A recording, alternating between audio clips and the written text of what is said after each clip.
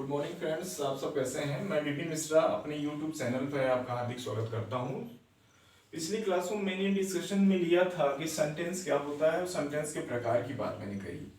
उसमें जो बातें हुई, आपका assertive sentence, interrogative sentence, imperative sentence मैंने डिस्कशन कर दिया था। आज की जो चर्चा है, आज जो हम लोग पढ़ने वाले हैं एक्सक्लेमेटरी सेंटेंस, जो चौथे नंबर पे जाएगा, इसको देखेंगे।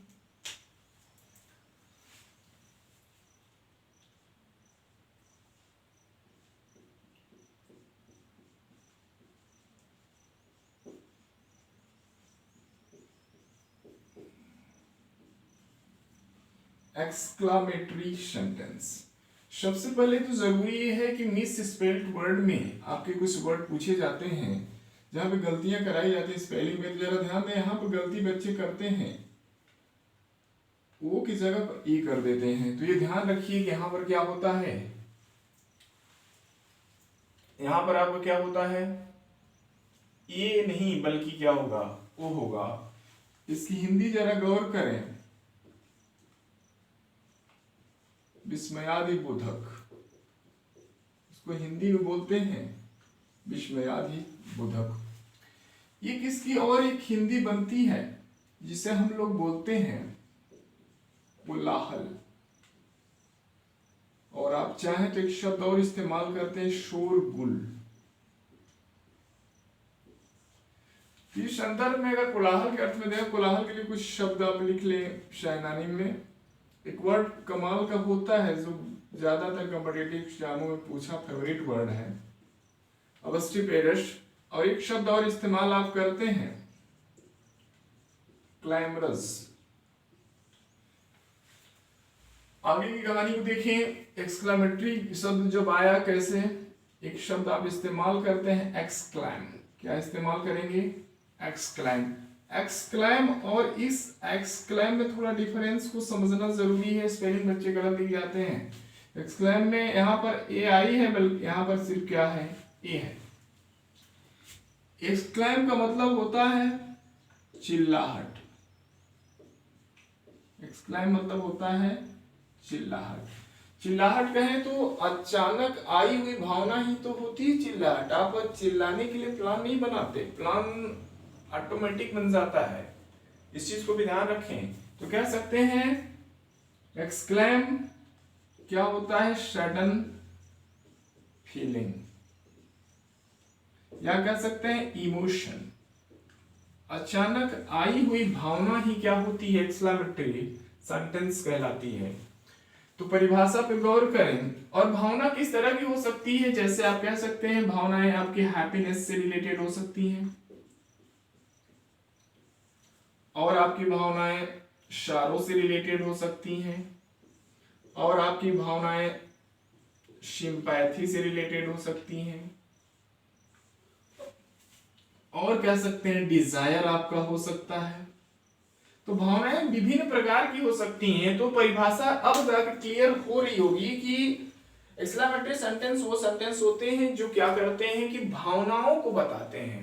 भावनाओं को, वो कैसी भावनाएं हो सकती हैं, डिजायर, हैप्पीनेस, सारो, सिंपैथी एक्सेट्रा, और ढेर सारी भावनाएं आपकी हो सकती हैं। तो थोड़ा सा सावधानी बरतें कि अचानक आई हुई भावना ही क्या कहलाती है, आपको क्या कहलाएगी, एक्सक्लेमेटरी सेंटेंस कहलाएगी। इस परिभाषा को थोड़ा सा समझते हैं। डेफिनेशन बनी क्या इसकी, a sentence that expresses sudden feeling called exclamatory sentence।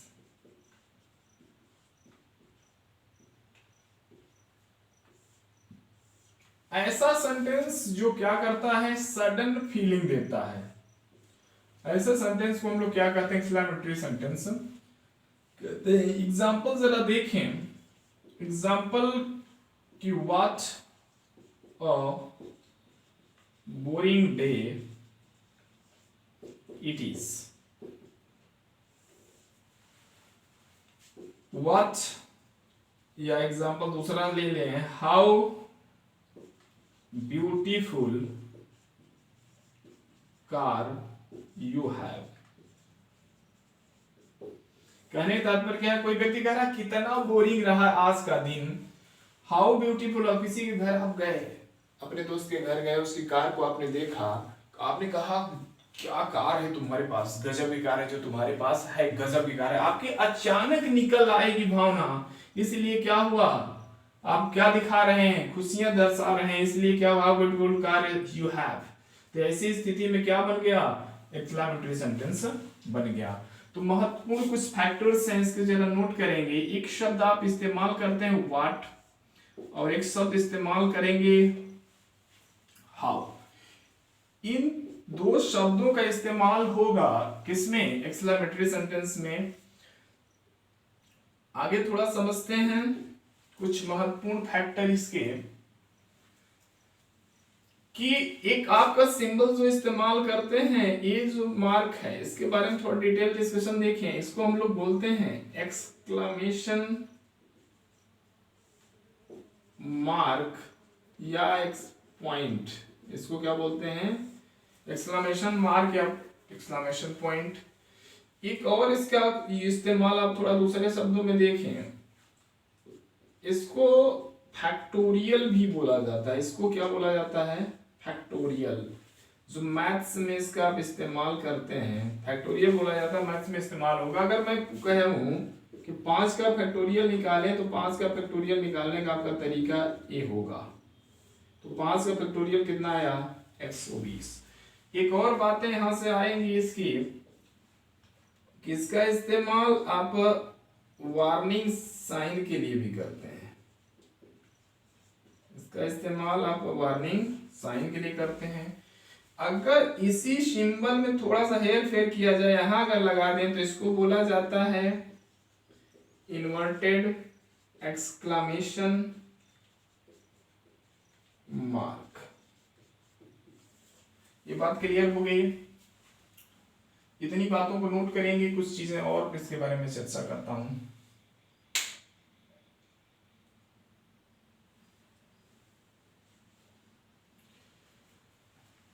अब यहां से अगर समझने का प्रयास करें, तो कुछ महत्वपूर्ण बिंदु एक होता है एक्सक्लामेशन वर्ड। एक्सक्लामेशन वर्ड क्या होता है, कुछ वर्ड ही होते हैं जो कि विस्मयादि बोधक वर्ड बोले जाएंगे। जैसे आप एक फार्मूले पर अगर इसको शब्द देखें, तो एक शब्द इस्तेमाल होता है हाय, एक शब्द इस्तेमाल होगा हुर्रा, एक शब्द इस्तेमाल होगा हंस, और एक शब्द इस्तेमाल होता है अलाश। इसकी हिंदी देख लें, हाय हेलो आप करते हैं, इसका मतलब होता है शांत, और इसका मतलब एक खुशी के लिए आप इस्तेमाल करते हैं, खुशी के लिए। तो कुछ एग्जाम्पल थोड़ा देखें इसके। तो जैसे आपने कहा हस माई फादर इज स्लीपिंग। जैसे कि हुआ क्या कि आपके घर कोई आपका एक दोस्त आया, और आपके पिताजी क्या कर रहे थे, सो रहे थे। तो आपने क्या कहा कि शांत रहो, मेरे पिताजी क्या कर रहे हैं, सो रहे हैं। और एक एग्जांपल आप देखें, I have one the match.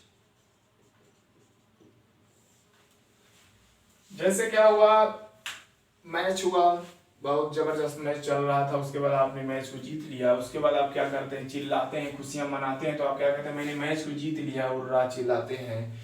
ऐसी कंडीशन में क्या इस्तेमाल होता है, एक्सक्लेमेटरी सेंटेंस इस्तेमाल होता है। एक महत्वपूर्ण चीज ध्यान रखेंगे, अगर एक्सक्लेमेशन वर्ड अगर आ गए, तो आप इसके बाद ही क्या लगा देते हैं, एक्सक्लेमेशन मार्क इस बात को आपको ध्यान रखना पड़ेगा। गलती न करें कि सेंटेंस के लास्ट में लगाने का प्रयास न करें। अगर आप इस तरह से लिखेंगे कि hurrah I have one the match, ये गलत हो जाएगा। इस चीज को आपको ध्यान रखना पड़ेगा। आपको कहाँ लगाना पड़ेगा? इसके पास में लगाना पड़ेगा। तो आज की क्लास बस इतना ही। कल इसके आगे हम पढ़ेंगे जो आपका लास्ट प्रकार होगा एप्टीट्यूड सेंटेंस का डिटेल डिस्कशन आपको करेंगे कि एप्टीट्यूड सेंटेंस क्या होता है और इसका इस्तेमाल आप कैसे करते हैं और कहाँ कहाँ करते हैं।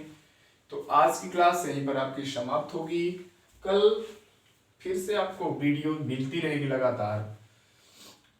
कुछ टेक्निकल इश्यूज की वजह से वीडियो नहीं जा पा रही थी, उसके लिए मैं क्षमा चाहूंगा। अब आपकी क्लास इस तरह से समाप्त होती है। धन्यवाद।